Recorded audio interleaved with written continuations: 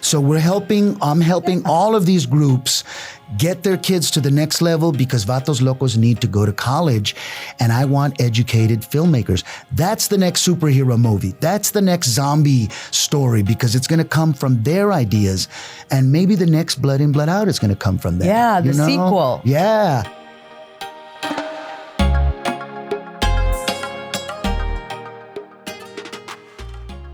As it turns out, inviting actor Jesse Borrego to do an episode of Nosotros reveals so much more than you ever bargained for.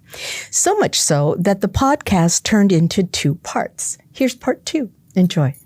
Okay, so you mentioned a lot of things I want to get back to, and one of them is your father, the accordionist and conjunto musician, and his band, and how you're carrying on that tradition now. Your newest band is called Tribu, the Spanish word for tribe, again, so Native American. So talk about that a little bit. How long have you had this band?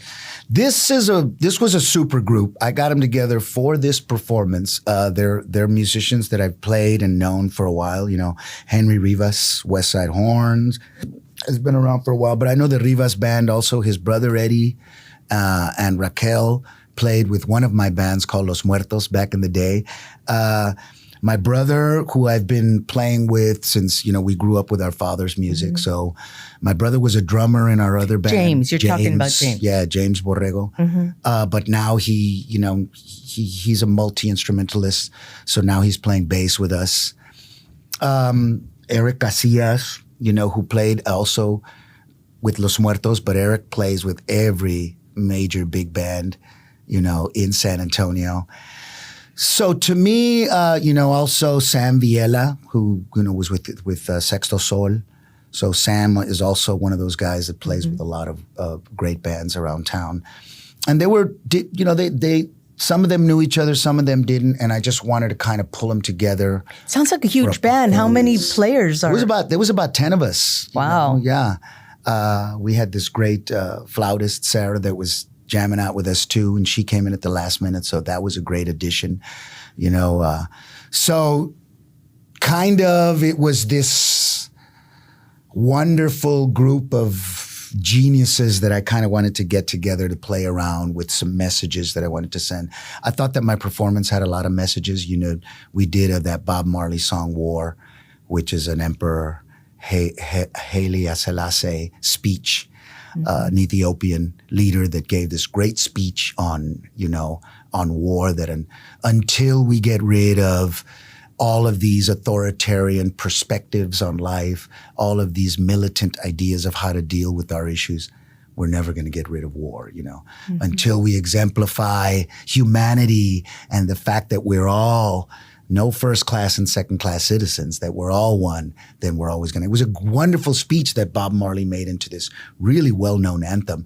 And we kind of flipped it and did it, our reggaeton tribu style, So that's kind of a lot of the songs that I did had a message, but also in our fiesta. Hey, you're going to party, but we're going to tell you a little something about don't forget what's going on, raza, And so I kind of wanted a super group for that.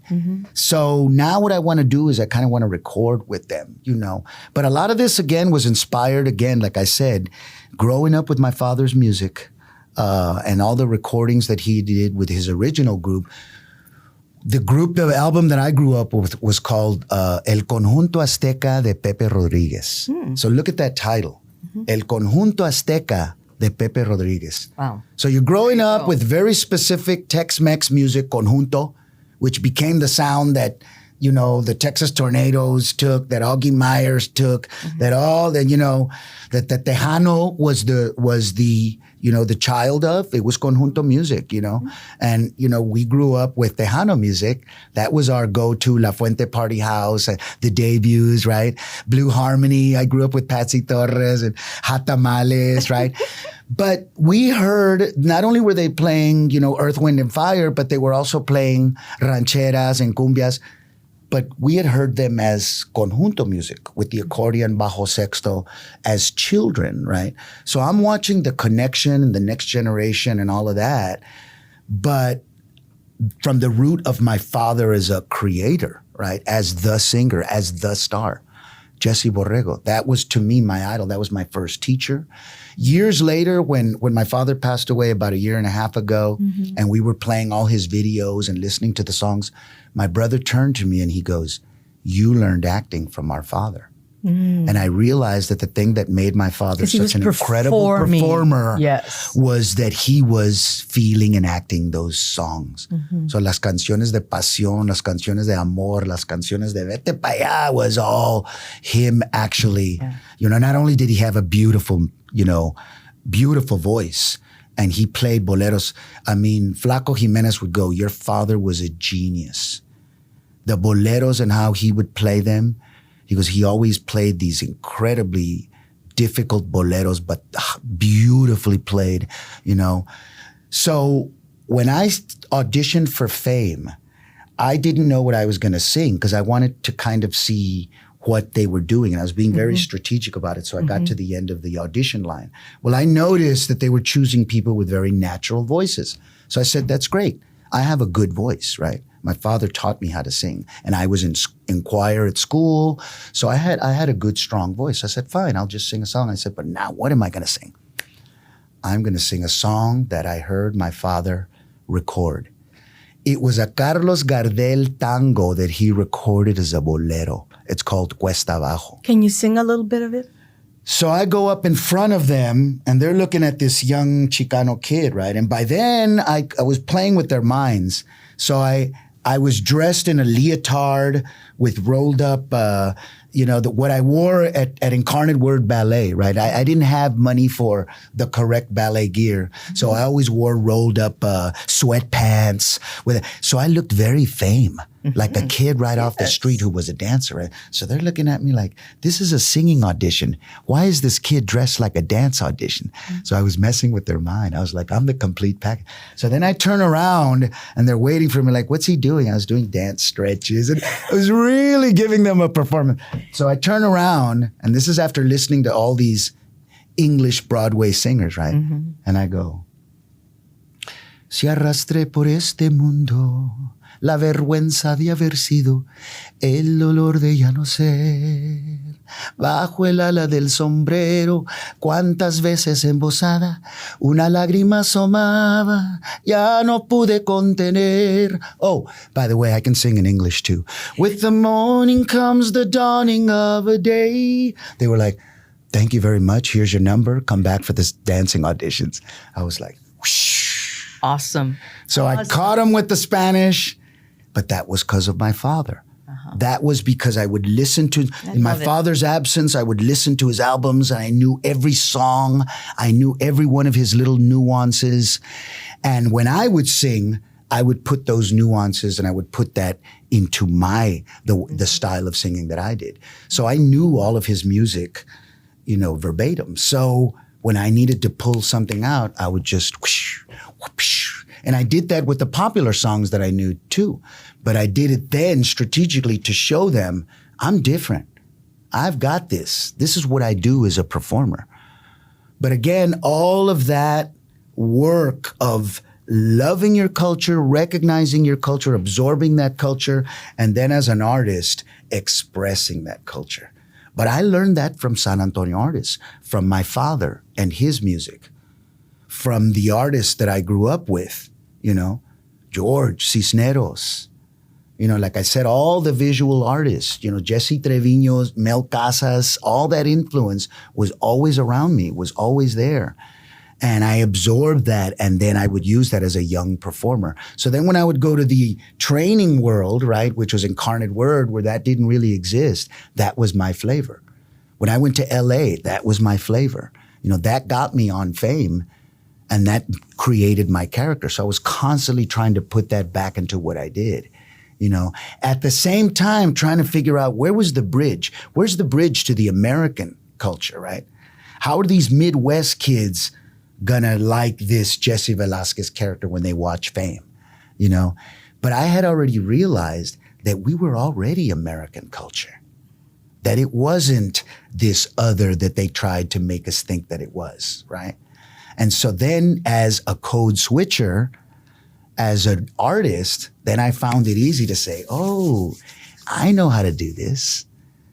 I know how to make them love tacos. I know how to make them love music, la música, and I know how to make them want to dance to us and be. I know that they want to be us. They want to be with us. Yeah, tacos is a bridge. Come on, it's a bridge. And so I could do that with the music. I could do that with the song. I could do that with my personality because they hadn't seen a personality like that in American television. It was always this tough character, this lost kid. It was, and my character had those elements, but I was a master at what I was doing. So I already knew, I have the new wave influence. There's new wave music here. I grew up with MTV. I know how to do music videos.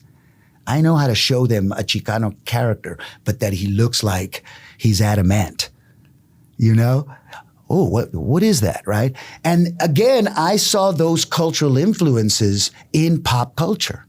I saw where pop culture was absorbing Chicano culture, absorbing and black Latino culture, and black culture. It's all. So it was this. So I, as a kid growing up in it, I knew how to do that in my art, right? That's why I told you I knew that I was going to sing my dad's bolero, but I already had the Gap Band song ready.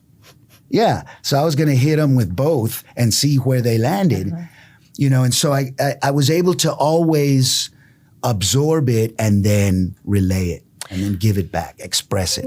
So I'm going to switch topics on you a little bit because I know that one of your loves is film teaching, the teaching of film. And your brother, James Borrego, is a radio, television, and film teacher at San Antonio College, where so many terrific journalists and television people have come Legacy. out of. Yes. Legacy. Our newsroom's smaller now, but I remember when our newsroom was bigger and there were a lot of SAC alumni in the room.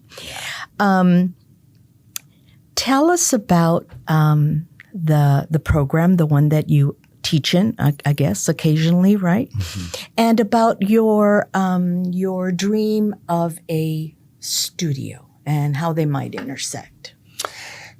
I've been a student of the game ever since I got into it. I was a student of the performing game, right? So again, theater, being brought up in the theater, then learning, how to improve the cultural teatro that I was doing and the performances that I was getting into. But again, how do you make a career out of that, right? So out of the higher education realm, while I was at California Institute of the Arts, Fame had that open audition. So I didn't have to have an agent. I didn't have to be in the industry. So it jump-started my career. Mm-hmm. Well, once I got into the industry, I started to see where the need was. And then my experience with Blood In, Blood Out showed me that the industry was not ready for us yet and certainly wasn't going to support, right, what I think was the next level, which is to really be able to be who you want to be as a cultural artist and make a career, right? And that's when I tell you, when I saw, oh my God, there's, I want to make my daughter proud, so I'm going to check the list. I'm not going to play the drug dealer. I'm not going to play the rapist. I'm not going to play the... Although you did play a serial killer in Dexter. In Dexter. But remember, I wasn't the main serial killer. No, you weren't. I was quite minor to Dexter himself. True. Okay. Dexter had bodies at the end of the bottom of the lake, the bottom of the ocean, right? I was just torturing people. Okay. Minor series. Minor. And, at that point I needed the check. I was like, okay, of course. I guess I have to check the box. Absolutely. But, at that time in the 90s, I was very idealistic and artistic. And I said, I'm not going to do this. So I checked off all the boxes and I looked over, and the other side was there were no auditions. There were no Latino lawyers. There was no Latino cops. If they were very small roles and they were very specific, right? So nope, not enough auditions. Nope, certainly not for Jesse Borrego, la. So I started trying to develop my own projects, independent films. I had already worked on Follow Me Home with Benjamin Bratt. I love the one about the pizza. What was the movie? Phoenix, Oregon. Oh, it's such a sweet movie. So all of my great characters in the last 20 years have been in independent, indie outsider films that haven't gotten very much commercial play.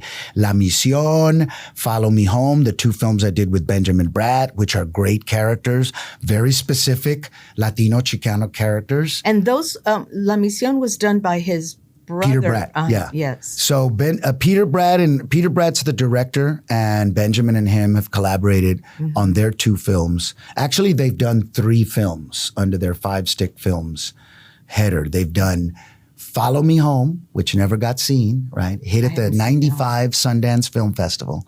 Yeah, but it was way too brown. It was inspired by Blood In, Blood Out. So Peter Bratt had just gotten out of NYU Film School. And so he saw Blood In, Blood Out and got totally inspired and wrote a script that me and his brother could do. And me and Benjamin play Latino cousins, and we're muralists, right? And Benjamin plays this really dark street character, like a gangster, but he's my cousin. And I'm an artist. I got long hair, and I'm a hippie artist. And we decide we're going to get it into a van, drive to the White House, and paint a multicultural mural on the White House. And it's all about race. It's all about identity. It's all about race trauma, right?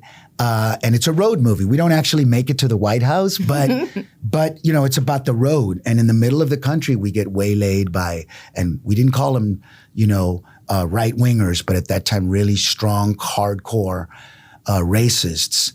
And you see the whole race issue play out in the story. But it was way ahead of its time. It was way too brown and culturally provocative. And even though it was a hit, it was the audience favorite at the 1995 Sundance Film Festival. It got no offers from the studios. So it faded, and this was before DVD, so it kind of faded into obscurity. And is it streaming anymore now? It could stream because the Bratz but it got isn't their, streaming. No. Because now they got the rights back. So they streamed it in 2020 in a Get Out the Vote campaign. And it was wonderful because we had Dolores Huerta, Angela Davis, Eva Longoria did Plática with me and Benjamin. And Erica Alexander, one of the other stars of one of the other films we did, Peter Bratt, and we talked about it.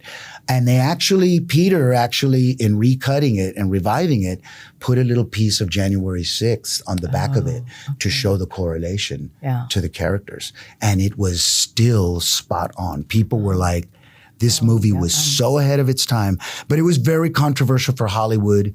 They gave it a lot of white bashing reviews, and they totally dismissed it. So it took him 15 years later, it really impacted him, he told me, and it took him 15 years later to make La Misión, which was beautiful. Did you ever see La Misión? Oh, yeah. It's beautiful. Okay, so beautiful. Beautifully shot.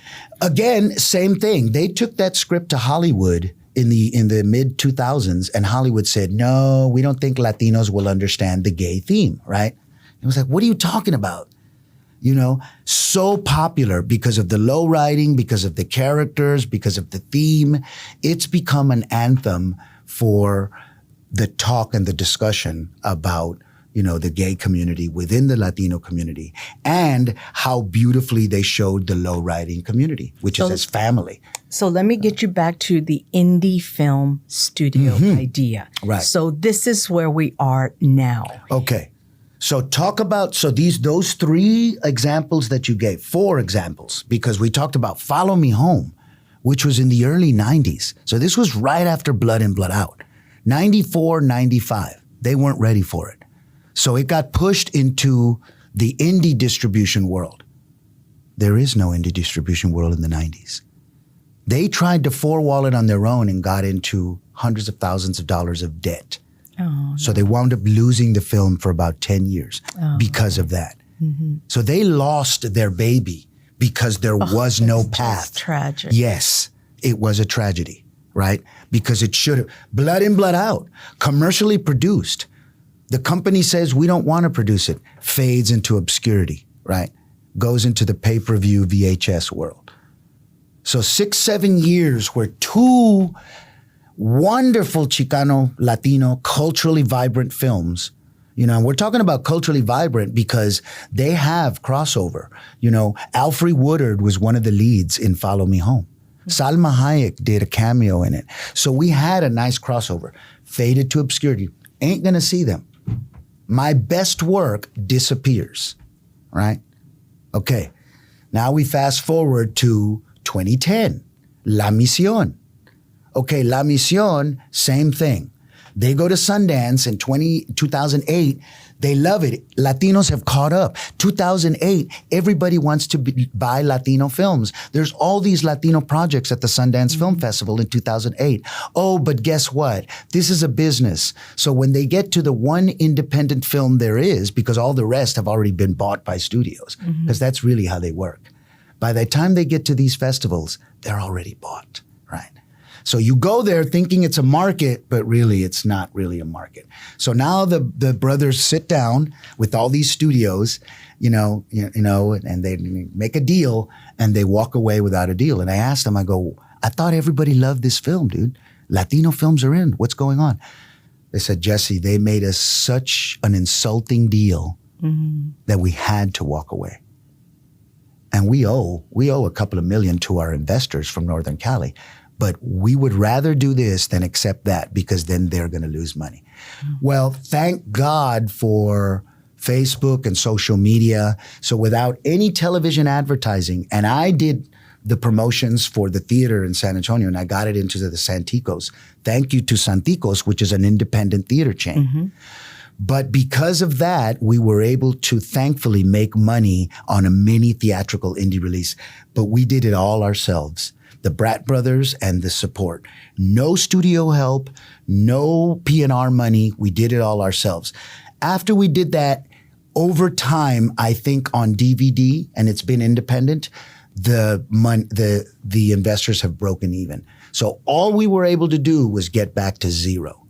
But the good thing is, because of all that, the Brat Brothers own their films. Thank goodness. Own their films. So they may not make $1 million, but any money they make doesn't have to be cut by the studios. Now, moving forward, getting into a streaming distribution deal, that's where the rubber hits a road because you go back to how do you deal with the behemoths, the controllers, right?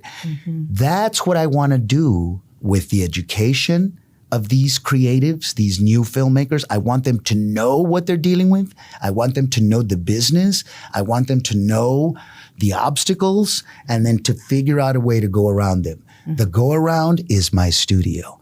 I think 40 years of this business and this industry has taught me that we have an enormous amount of demographic, buying, and voting power, but we are not unified. Every single territory has their own idea of how to do it, and I'm talking about Latino Hollywood. We all have our little camps.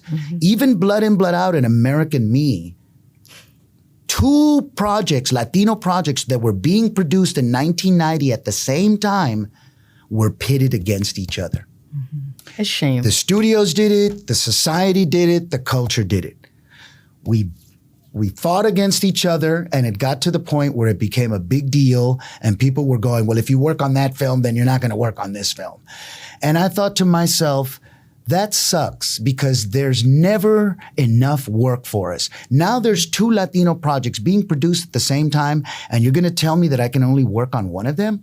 What if I get a little job on one, a couple of days here and a couple of days there? That pays my month's rent as an actor. So that is so sad that things happen like that. And I think that then you look forward to our history and why we're not able to unify this in some sort of an industry-wide movement.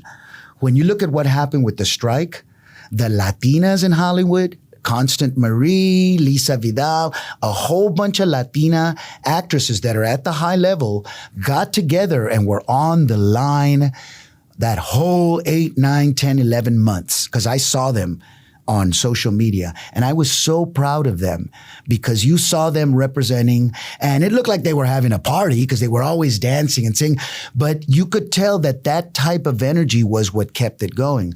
That's the type of activism we need. We need to back each other up as a unified, universal movement. Because if you look at our support in Latin America, so going back to Blood In, Blood Out being released as Sangre por Sangre at the same time, with my voice and my performance, which I'm proud of, so now I have a whole fan base of Latinos because they know I speak Spanish, because they played a character that they can relate to. Not as an American character, but as an immigrant character, as a Latino cultural character.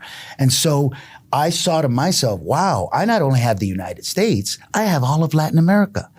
Then through fame, I have a European fan base. Then through the universal culture of something like Blood In, Blood Out, I've got a Japanese, Asian fan base. And so I started to put that together and go, I'll bet you there's a lot of heavy hitters like Edward James Olmos, like Eva Long, that have that global idea of what we could be if only we would just get together and support each other. So I said, well, all I can do is do what I want to do. All I can do is Tyler Perry my thing. Where would I want to do that? San Antonio. This is where the root is. What does a studio look like to you? I think it's a place, I see a place that's Infrastructure. exactly like every place in San Antonio. So if you walk into here and you see a wonderful group of diverse people and you see this glow in everyone's eyes and they want to be there, and what comes out of that? Well, what comes out of this place is incredibly vibrant, authentic stories of the human experience. And that's what it would look like. That's what it would look like. It would look like this wonderful, vibrant place, but it would have a lot of young people, because young people right now are the lifeblood of our cultura, right? And that's one of the things that they're finding, is that as much as other races and cultures are lowering their birth rate, our birth rate is going up. Yeah. Well, they got to be educated and they got to be creative, because we are creative. When you talk to every single Chicano who grew up in San Antonio, they talk about música. Oh yeah, my tios play music and we used to play music. And they talk about dancing, and they talk about art, and they talk about history, and they talk about their family's history, and they talk about their family's history in Texas and their genealogy. And on and on. And their DNA. And their DNA, you know. And then you get into the indigenous part of it, which they're recognizing now. And that opens up a whole other part of their culture that they didn't recognize, because they're usually trying to find their Spanish surname lineage and their connection to las Islas Canarias. And, yeah, verdad. So stupid. Yeah. It's so stupid. It was such a small group of Orale. people. Not that Dude, many you people realize how can close San Luis Potosí is? You realize how close I Monterrey always is? think, like, if you tell me you're a descendant of Canary Islander, I'm Come just going to on, spit. man. Because there was such a small group and we all couldn't have been. Come on, man. Anyway, but okay, I want to ask you one last question about activism. Because, you know, I know you've been very outspoken about presidential politics and politics in general in Texas. And so we're heading up to a very contentious November election. What's your plan? Are you going to be working for any campaigns, the Biden campaign, any that come to mind that you are going, or are you going to be a spokesman for voting? You know, because Yeah, that's what I usually do. You know, politics is like religion, right? You don't talk about it at the Thanksgiving dinner, you know. oh, I used to get in lots of trouble. Yeah, you know. But you know, our raza, again, it's humanity itself is at a point where there is definitely a spiritual evolution happening. And I think the fear factor is definitely something that certain authoritarian perspectives push on, right? And that leads people to think very emotionally and myopically. And non-intellectually? Non-intellectually, right? But again, remember, there's a certain perspective, there's a certain political perspective that says that intellectual thought is left. Intellectual thought Yeah, reading is left. Reading is left. You know what I mean? Culture is left, right? It's so You're talking about the attack on libraries. Oh, God. The attack on shutting libraries down in our state. And also, Women's rights. Women's rights, dude. Who are we to talk about women? I think that's you the can issue. talk about women's rights. I can't talk about women's rights. Authoritarian figures should not be talking about women's rights, man. I'm sorry. That's not your call, man. You don't get to do that. That's a spiritual indigenous tradition. But again, the lack of recognition of those indigenous traditions, which is that humanity needs to be able to communally come to some sort of consensus. Well, guess what? That consensus usually means that you have to have serious thought. And that's woman's work, man. And I'm talking about even if we're in council, that's our female intuition side. And right now we've lost that completely. When we talk about the issue of arms and the right to bear arms, it's like, that's so simple. You're going to tell me a 5-year-old kid can carry around a gun, or even should think like that? You're telling me a mother should be thinking about how to arm herself? That's the world you want to live in? Wow, that's fearful. That's a lot of spiritual fear, right? So whether you go left or right, I get it. We got to figure those things out. But when you go immediately to that, then I got to say, wow, that's an extreme point of view. Now, that extreme point of view should not be in political discourse. Political discourse is the way to figure out those differences. And that's why people talk about, well, why can't we talk? And why is there so much contention? It's like, because we have gone to those extreme points of view. The same thing with immigration. Well, why can't you figure out immigration? Because we're looking at it from a fearful point of view. That's an extreme point of view on either side. So you need to figure out where the humanity is there. But again, thinking human, thinking polite has become from a certain perspective. Oh, that's left. That's socialist. Thinking of humanity. Oh, that's evil. And to me, that's like, wow, that can't be in the discourse, man. We got to get back to who we are as gente.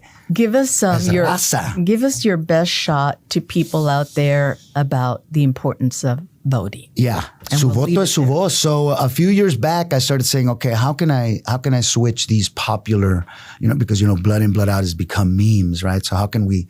So I started saying, Vatos Locos go to college, because I realized over several decades I had a fan base that were family. I mean, they were sharing it like a family tesoro at Thanksgiving, right? Let's watch The Godfather, right?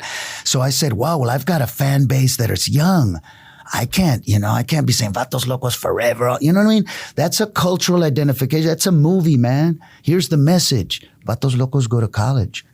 So the chavalones would look at me like this. So I said, okay, so now how can I do this for this? So me and David Reyes from Brown Bag Entertainment created a social media message called Vatos Locos Vote. Oh. And the hashtag was hashtag Vatos Locos Vote. And it was like, look, your vote is important, right? So it was a get out the vote thing. And then in 2020, we did the whole thing with Follow Me Home, where we showed the film. Your voting is very important because there are some cultural ideas and traditions that are under siege. And that's where your vote should be, right? So again, that was kind of where I was pushing it, right? Su voto es su voz. And I guess I want people to understand que más de todo, your opportunity right now is to participate.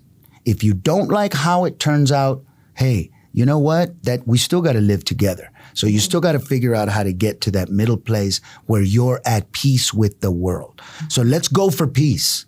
Paz y luz. I'm always saying that to people. So if we can find peace and light in anything you do, then do that, right? But hatred is not the way.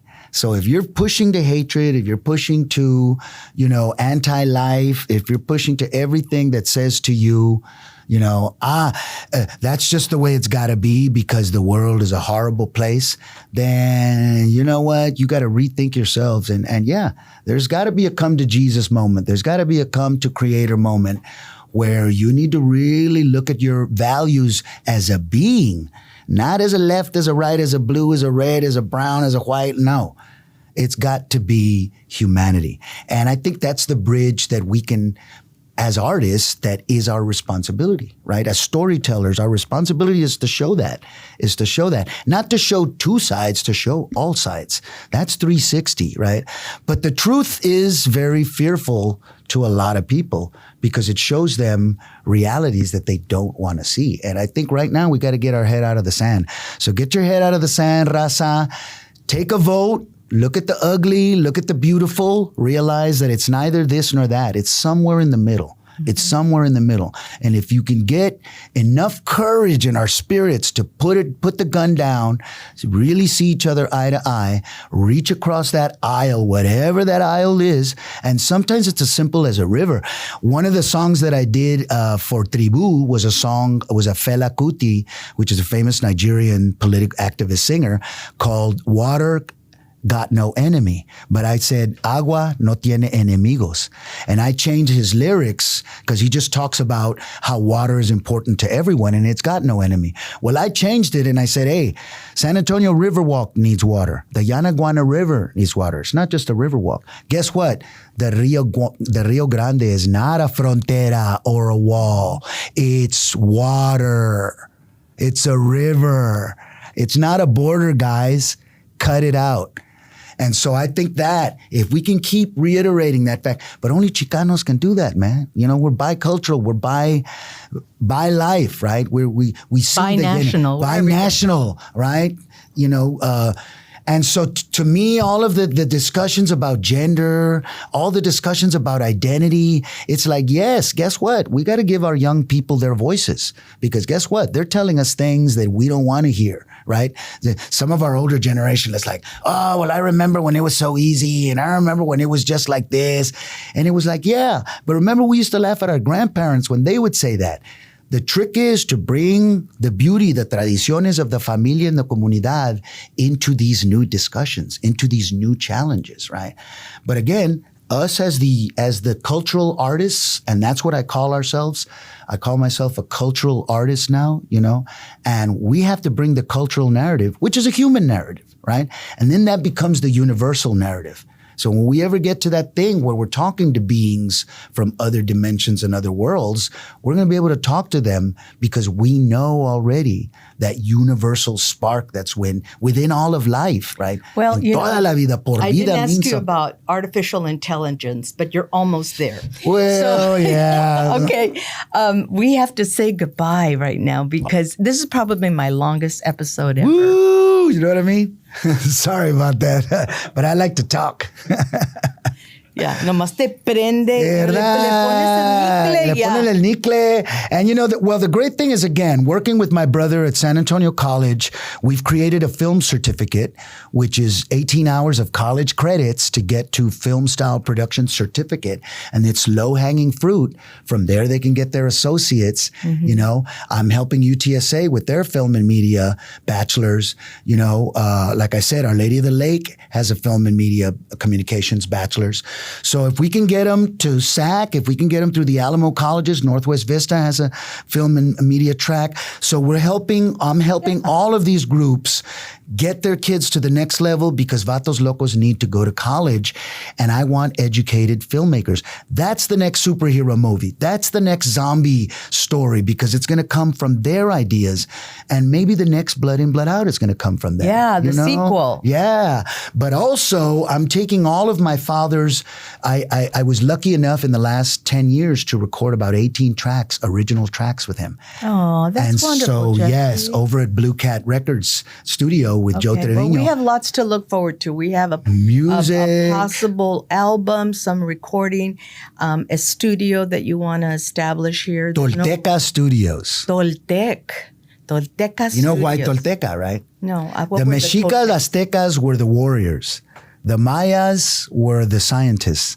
The Toltecas, which is the culture the Mexica came into, the Toltecas were the artists. Oh, years later, the Aztecas, any artisan of an Azteca who reaches a certain level, they call them Toltecas.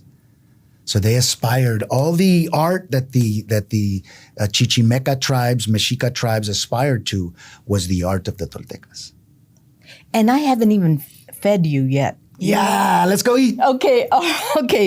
This video version of Nosotros can be found on YouTube, but you can listen to this podcast at expressnews.com under the podcast tab and on our homepage, as well as all the places you get your podcasts.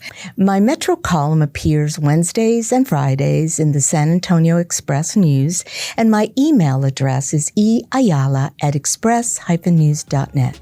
Thanks for watching. See you next time.